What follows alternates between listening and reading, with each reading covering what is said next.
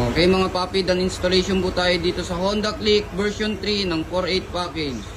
So nilagay po natin dito kay Sir Zenlo X1 Plus. So dito po natin siya minount. Ayan. So ang low beam ni Sir, white, high beam, yellow. Tapos si Sir nagpa-additional po siya ng ating OEM version 2. So ito na po yung kanyang switch. Kita po natin yung mga ano. So ito po yun sa driving light ni Sir. Low beam, high beam.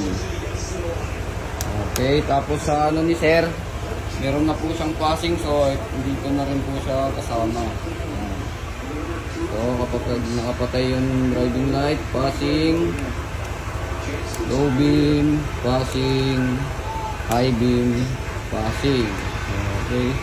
Sa busina naman ni Sir, ang kinabit po natin Pia horn. So ito po yung kanyang horn selector. Ayan. Ito. So kapag yan ay naka-off, stuck po yung tutunog. Pia horn. So sa Pia horn ni Sir, meron po itong combo lights. Okay, low beam, high beam.